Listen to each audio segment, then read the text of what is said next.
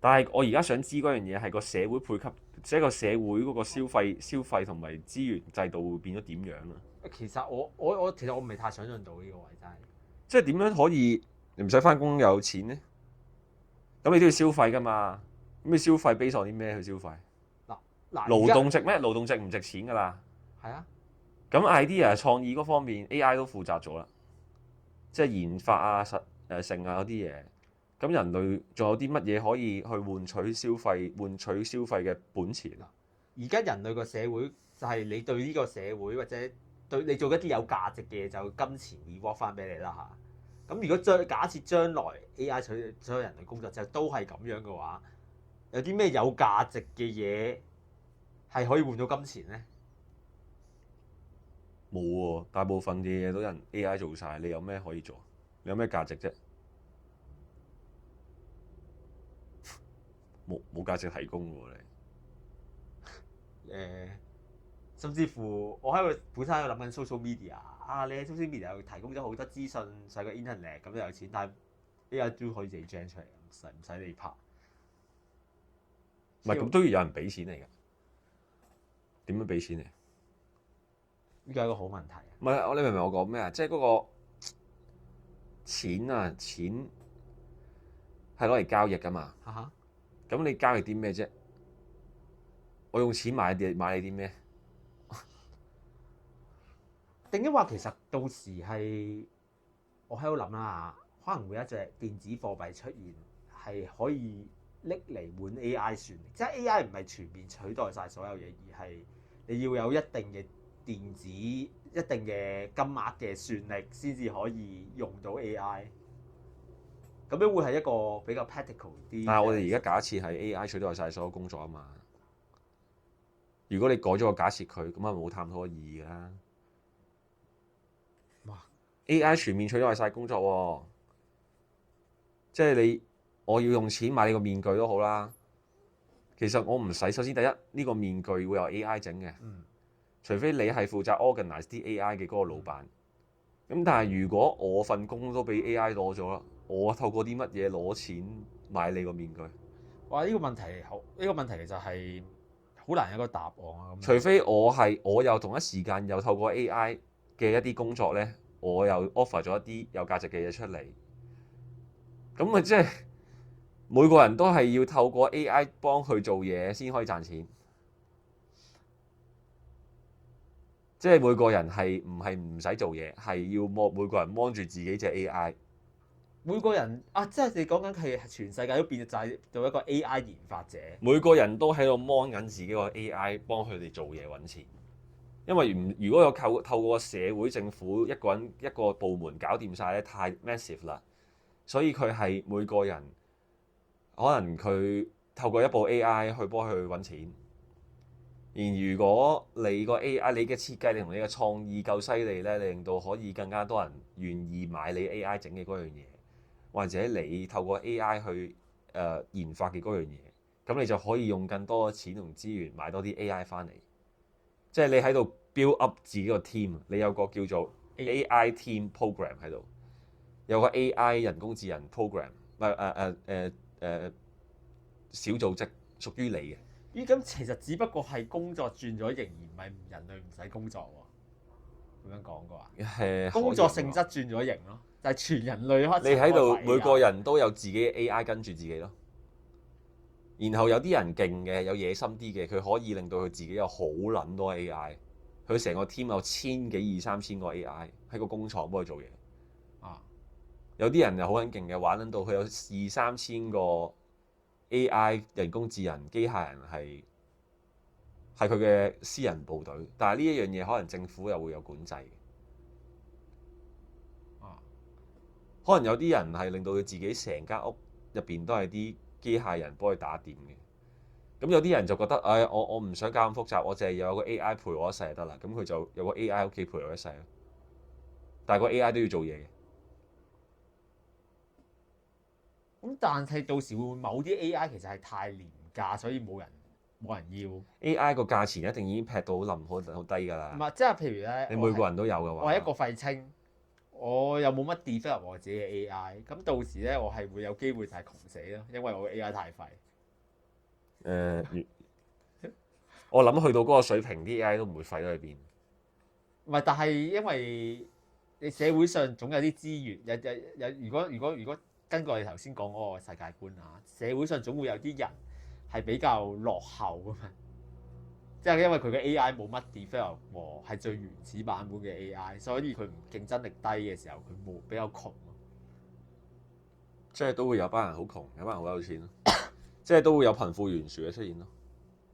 咁所以其實仲要富嘅人會富得好快添咯，但係唔富嘅人就係會窮到仆街。即係其實會唔會講緊嘅就係其實人類本身就係冇得俾 AI 完全取代工作，只係個工作性質變咗做我點樣好有技巧、好有智慧咁樣用我嘅 AI。其實係冇得人類係冇得完全攤喺度唔做嘢。會變咗由我自己親身做，變咗做我延伸咗我嘅 AI 幫我做咯。但係我都要負責運用佢同使用佢咯。可能每個人嘅工作會變一樣咯，就係 AI 操作員，即係 AI 都有人 monitor 噶嘛。咁 AI 就變咗做一個意志啊！即係佢係幫我，佢係我手手腳腳嚟嘅喎，到時變咗做可以咁講。哇！即係每個人都 monitor 自己嘅 AI，然後你就係 mon 住佢今日去嗰間工廠做嘢咁樣，你 set 咗個 program 去工廠做嘢咁樣。我不如咁樣，如果譬如我唔係喎，但係錢都係我都係唔係好諗到我明你錢講嘅部分點樣處理啊？唔係而家我哋係假設緊 AI 取代咗人類嘅所有工作啫，唔係取代咗人類啊嘛。係啊，工作啫。係啊，咁工作都會有錢嘅。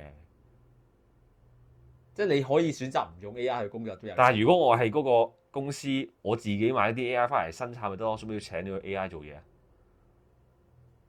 或者有啲比用，或者我喺度諗緊就係有你明唔明我講咩啊？我明係你講嗱，你睇下係咪咁樣？你嘅意思係某一啲公司佢嘅 AI 係比正常我哋呢啲人平民咧係更加強勁。唔使強勁添啦。佢令到我哋完全冇晒，我哋 develop 嘅 AI 完全冇晒任何競爭。唔係啊，係你做咩要派個 AI 去？你做咩間工廠你自己有 AI 你整唔買？你做咩要用人哋啲 AI 啫？係做咩要請人哋嘅 AI？你明唔明我講咩啊？即係我根本就唔需要使用你個 AI 嚟我工廠，我直接自己屬於我自己嘅 AI，我啲錢我自己袋，我唔使分俾你喎。係啊，咁所以佢就會變咗喂，我自己都有個更加有競爭力嘅 AI，我點解要用你嗰個 AI？咁咪就係其實真正可能呢個世界得翻10條友係有工作做，其他人全部失業咯。就算我有 AI 都好，個 AI 喺個社會貢獻唔到任何價值啊！人哋啲 AI 太勁啦，都會被圈養咯，最尾變咗做。咁如果我哋係被圈養嘅話，我相信個圈養我哋嘅制度同埋組織應該會有一套系統，確保我哋嘅生活品同埋需求係，咪即係共產咯，好似共產主義。其實係變咗配給咯，變咗配給制咯。係啊，變咗配給制㗎啦咁。但係屌咁，如果有啲人唔想咧，我諗到時有啲人想自己擁有多啲咧，佢要透過做啲乜嘢提供多啲價值去賺多啲嗰個東西咧，嗰個。我突然間諗起一啲我睇過嘅動漫就係冇生產力或者低等人種嘅就移民去火星，地球係高級人住嘅，會變到咁樣咯。唔係啊，咁但係點樣區分你係高級唔低級啫？你都唔使做嘢，我又唔使做嘢。可能有幾間企業係有人做嘢，唔係有人做嘢啦。佢自己本身嘅老細，但係佢又唔使請人嘅喎。咁所以咁打工仔點算咧？我覺得如果真係咁樣嘅話，人類制度可能會即係人類嘅生活可能會崩潰咯。開始就係有大量冇用嘅人，而冇用嘅人就會被淘汰。咁即係其實係呢個 AI 取代人。唔係，但係你咁講啊？你唔會冇用嘅啲人，因為如果你有間廠啲 AI 生產好多嘢，咁你都要有消費者同使用人員，你生產出嚟先買到錢噶嘛。係啊。咁你都要有人用你啲嘢㗎。即係如果你搞到啲人係冇錢冇生產力咁冇人買你嘢咯，咪就係、咪係咯，因為你冇咗生產力就自然冇咗薪金咯，啲人。啊，咁個社會制度係點樣配給資源俾嗰啲唔使做嘢嘅人啊？哇！其實呢個係講緊咁咪就係你生存需要嘅嘢咯，即係確保你三餐唔會死咁樣咯。其實我哋某程度就係我哋喺度 imagine 嚟緊，就係共產制度主義下個經濟係點樣咯？經濟點樣運作咯？會係咪咁啊？其實係啊，因為某程度上 AI 取代工作之後，又變咗做好似 so called 共產嘅配給制㗎啦。唔係咁配給制係我其中一個 idea。係啊，係咪真係配給制我唔知啦。啊，其實唔知啊，但係如果假設係咁樣嘅時候，咁嗰陣時嘅經濟係點樣？但係配給制一定唔公平㗎喎。我嘅能力資歷比你高，我做咩要？但係我能力資歷比你高，但係我嘅嘢都係俾 AI 取代咗，咁我咪好白痴咯。我學翻嚟嘅嘢咩冇撚晒喎，嘥晒。然後你乜都冇學過，戇鳩鳩咁樣樣，大學讀完書出嚟，你攞緊嘅資源我一樣喎。或者大學都冇讀過添可以。係啊，你都係同我資源一樣，唔公平喎。我出世同埋我屋企個家族本身好有錢㗎喎。然後而家突然之間，我又唔使翻工，你又唔使翻工，跟住玩配給制，咁我咪要有錢人變窮人咯，全部變晒做窮人，啲窮人咪好正啊！咁啲有錢人同有技術、有能力嗰啲人、有背景嗰啲人咪好，咁所以其實呢樣嘢係即係假設 AI 有一日真係，好似真係喺度講緊共產主義嗰啲。有一日如果 AI 真係取代晒嘅話，咁其實人係好似好平等咁樣，但係好似成個價值冇晒咁樣。咁人係點樣可以？即係可能因為我喺度諗緊係咪因為我用緊一個人有分高低嚟睇咧？係唔係喎？呢個現實世界好似真係，如果冇高低嘅話，係冇辦法 work 到落去喎。你點都會有階級㗎嘛？係啊，管理員一定高級過你唔係管理員先啦。而如果我又係負責生產 AI 嘅人，我一定係高級過你啦。係啊，我掌握某啲技術係你掌握唔到嘅，咁一定高級過你啦。咁即係咁講咯。到時候個社會制度同埋階級會有一個好唔同嘅變化，都係階級嚟嘅。但係有權有勢有錢嘅人會更加少，更加專精喺某一個 sector、某一堆人度。即係人類已經係玩緊，即係你簡單嚟講就係你俾嗰班人養住咯。即係個貧富懸殊咧，係講緊一條友管幾百萬人，一條友 over 幾百萬人。咁但係嗰啲人做咩仲要走去養住你班友啫？到時可能會就有個類似希特拉咁嘅人物出嚟咧，就冇用嘅人鋸晒佢，猶太人鋸晒佢咁樣，即係好易。如果到時嘅社會真係咁樣嘅話，係好易。只要有一個當權者係有個希特拉咁嘅思想咧，佢係好易做到呢個效果，更加容易做到。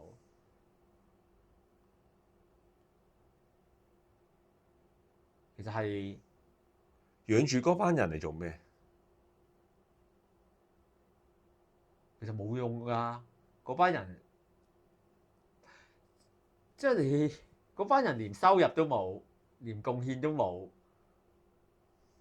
仲要佢哋可能會不斷喺度生仔生女啊，繼續繁衍後代，越嚟越多人。咁你冇嘢做嘅，自然搏嘢啊，繁殖㗎啦。唔係，但係而家我等陣先，我覺得有啲好似連咗去一啲好黐線嘅嘢度。我覺得好似係即係如果我係一個大企業嘅，let's say 我係 AI 設計嘅終極大老闆。我而家已經設計到一款 AI 咧，機械人咧係可以取代社會99% 嘅工作啦。然後咧我會好有錢啦。然後我會掌管住社會上一個好大嘅權力啦，同資源啦，因為大部分嘅嘢都係我負責，大部分嘅嘢都係我生產，大部分嘅嘢都係我 carry 嘅。咁就肯定會出現一個權力集中嘅問題嘅，就係佢嘅權力可能會大過政府添，即係私有公司嘅權力對社會影響國家影響大到已經係存在一個人身上。Let's say 有一個叫 Elon B 嘅人，佢身上擁有嘅能力、財政能力同埋佢嘅資源技術係決定一個國家同人類嘅生死嘅。啊哈，咁佢就會成為呢個世界嘅話事人。係啊。至於佢需唔需要有幾億嘅冗員喺度咧？佢梗係需要啦，唔係佢啲再整出嚟啲嘢俾邊個？但係佢哋有錢買咩？我都唔俾任何機會佢哋賺錢。咪我養住佢哋咯，我整一套 system 俾佢哋咯，我製作一啲工作崗位俾佢哋，我製佢作一啲同神有咩分別？冇分別啊！但係你冇諗過，其實我而家講嘅嘢唔使有 AI 取代工作，而家就已經係咁樣。set 一個 system 俾你哋讀書教學嘢，然後提供生產力，係你嘅價值啊嘛。咁但係而家提供生產力嘅部分係唔需要嘅時候，我使唔使你班 PK 生咁多個仔出嚟？唔使啊！我需唔需要為你哋嘅福祉同生存擔心咁多？你冇用喎，大佬。咁可能真係會我俾咁好嘅資源，集權嘅人，可能真係會想清理人口。係啊，因為人口咁多，管理就麻煩。唔係係啊，多人同少人都一樣。同埋呢班人又會有自己意見嘅喎。AI 鬼有自己意見啊？又可能有啲人同我意見不合，跟住創造好多社會問題、人口問題、生育問題、疾病問題，管理又要成本、時間，花費我更多嘅 AI，減低我其他方面嘅效能。如果 Elon B 想做嘅嘢係，佢係一個萬一佢係一個好極端嘅種族主義者，我覺得呢個世界上只需要保留住 X 國嘅人，其他文明種族多鳩餘，好難管理，嘥我好多資源時間，同埋我想人口少啲，易管理啲，咁佢會 wipe out 咗佢哋咯。咁一定唔會得一條友係咁諗咯，因為當你能夠掌控呢個水平技術嘅時候，我相信除非你比其他國家比其他人優先好多啦。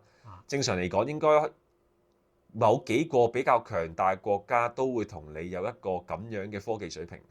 Let's say 可能有20個國家同你一樣有呢一個經濟能力同埋掌權能力，去令到佢成個國家進入全 AI 人工智能嘅生產模式。咁即係呢個世界上面會有20個列強，剩翻係有最後咯，佢哋係最後嘅20個國家，甚至乎因為嗰啲好唔掂嘅啲國家咧，佢哋會永遠 stay 喺呢種咁唔掂嘅狀態，因為嗰個差距已經會係指數級嘅分別。係啊，甚至乎有人咧係整一個全機械人嘅國家出嚟咧，佢可以攻佔全世界。係啊。如果我可以透過 AI 24小時24/7同我生產槍，24/7同我掘礦，我同你嘅資源差係指數級別分開。然後而家我睇你唔順眼，我派一堆 AI 入嚟就可以佔領咗你㗎。咁好明顯地，一定會牽涉到某幾個國家嘅之間嘅利益啦，即係會衝突啦。咁國家之間一定會變咗做機械人代理大戰咯。咁可能最後呢20個國家傾掂數啦，喂，我哋大家自己玩自己嗰套，唔好搞咗大家。真係會。咁真係會有20個農場主人圈養住20個國家嘅人民咯。其實係一個好極端。但係當我就不斷想做咩呢？當我哋所有20個國家都有機械人同科技水平嘅時候，我會想做啲咩？我會想我機械人再勁啲，勁過大國家，勁撚過你嗰隻。工作速度再快啲，探索速度再快啲 ，detect 速度再快啲，仲有中斷你連結，即係可能 at the end 係科技研發資源充足又有錢嘅國家，可以有一啲再級別嘅、再強勁啲嘅 AI 比你更加犀利嘅。咁到時候佢可能只需要有一個工具，有一個科技就可以 disconnect 晒呢啲 AI。然後你啲 AI disconnect 咧，你嘅成個國家嘅國防就係收皮，然後我可以一嘢直接老笠咗你就。哇，其實越講我越覺得 AI 係一個好危險嘅科技。佢危險嗰個位係當佢有某一個人突破咗某啲瓶頸位，令到佢個 AI 係超越到其他 AI 好多好多倍嘅時候，所以而家美國同中國咪就喺度爭緊呢樣嘢咯。咁邊個係 AI 龍頭大佬？點解佢哋要搏晒老命爭？因為呢一樣嘢係指數級別嘅分別咯。一旦掌握咗，係啊，你係可以滅國，你係滅可以國㗎。滅國我可以你能力範圍嘅手掂唔到嘅情況下，我掂到你喎。加掌控世界。咪即係同嗰陣時有冇核武一樣咯？邊個有核武啊？邊個話事？當我又有核武，你又有核武，呢班人冇核武嘅時候，呢班人就係跟邊咯。哦，所以我明白侵點解唔俾 H18晶片流入。美國、中國會冷戰，第二次冷戰，因為我又有 AI 技術，你有 AI 技術，你又有資源，我有資源，仲有班僆跟我，你一班僆跟你。除非咩呢？我 AI 嘅能力技術比你優秀，咁啊，梗係多啲僆跟我啦。但係如果多僆跟我，又未必去到我可以冚你旗，咁我就挾持住你咯，撳撚住你嚟砌咯。然後你又會好想研發快啲，然後我又會想研發快啲。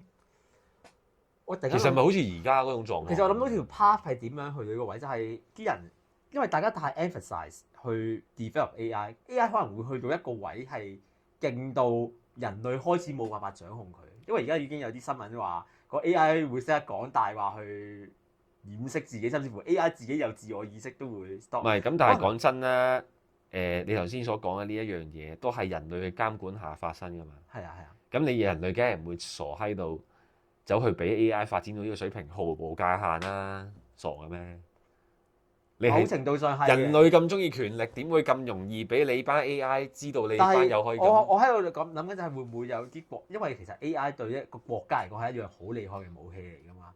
會唔會真係佢哋真係為咗 AI 發展就喺度開始為咗自己個 AI 勁過其他國家，就開始喺度踩邊邊啊？開始踩邊邊，開始任我 gen 一個勁啲嘅 AI，令到個 AI 可以。即係你講嘅嘢係當國家去到呢種咁白熱化嘅階段，佢哋為咗掌握到比你優先一步、兩步、三步，甚至四步，佢哋就開始踩頭先我哋講嗰啲邊界，就係我揾一個有意識嘅 AI 去。咁人類就玩完㗎。